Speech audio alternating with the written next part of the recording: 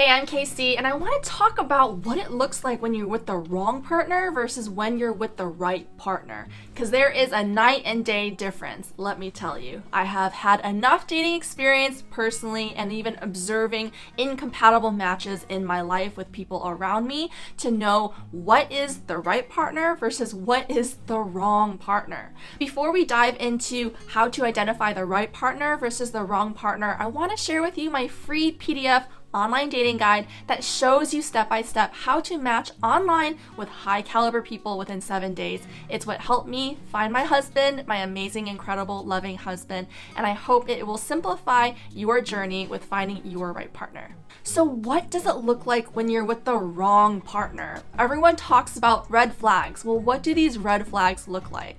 The biggest red flag is that when you're with someone for many, many months or even many years, if you still cannot feel like you can be yourself, if you still feel like you're walking on eggshells, you're putting up a front or a persona so as to not piss off your partner, so as to not, create any tension between you two because you know that you cannot fully relax and be your true actual self around your partner, that is the biggest red flag.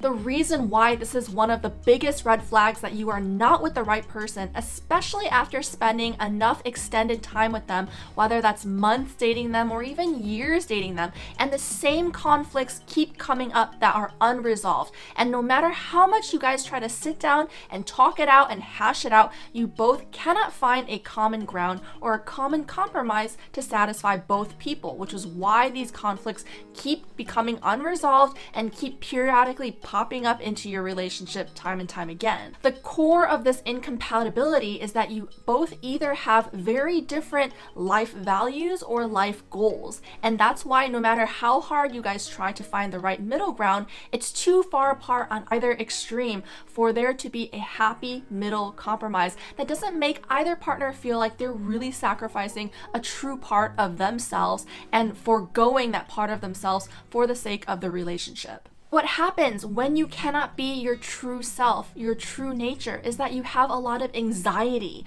about the relationship. You never really fully feel at ease. You never really feel like you're safe, that you can trust your partner because you can't even trust yourself to be yourself because you're always putting up a front. You're always putting up a persona. You cannot feel like you can truly let your guard down and be truly vulnerable. Otherwise, that can spark another World War III in the relationship. Because of all of the volatility from crying, making up, crying, fighting, making up, there's a lot of inconsistency and there's no stability in the relationship because it's constantly like a roller coaster, up and down, making you seasick, making you motion sick because there's no stable, common, level calmness in the relationship. It's constantly in turmoil. We all know that when we're in a chronic state of extended long-term stress, what that does to us, what that does to our mental health, what that does to our overall happiness and overall well-being is that we're constantly tense. We're constantly grinding our teeth because we can't relax. And when we can't relax, we start wondering, is this relationship even right for me? Is this how love should really be? Is it this volatile? Is it this tumultuous? Or is there a more peaceful option out there with someone else that could have more similar life goals and values that align with me that wouldn't create so much turmoil and conflict in the relationship where it will bring more peace into our individual lives and as a couple? But as a disclaimer, in every new relationship stage, whether that's dating for a few months, then becoming fully committed to each other, or from fully committed moving on to being engaged, or being engaged and actually being married, all of these major life stage will bring up conflict because it's a big step forward in the relationship. And with every big step forward, there will be two very different perspectives because you're both very different people. You both grew up differently. You both bring to the table a different life perspective. And with that will come conflict because you're trying to manage each person's expectation of what is considered normal, what is considered right in the relationship. And with that, you'll try to have to work out the kinks in every new stage in the relationship.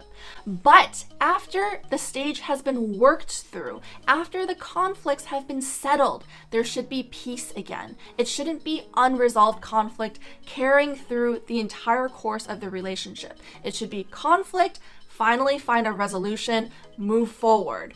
And then the next time there's a new conflict, then you find another resolution and you move forward. It shouldn't be the same conflict, the same issues unresolved, festering throughout the entire lifetime of the relationship.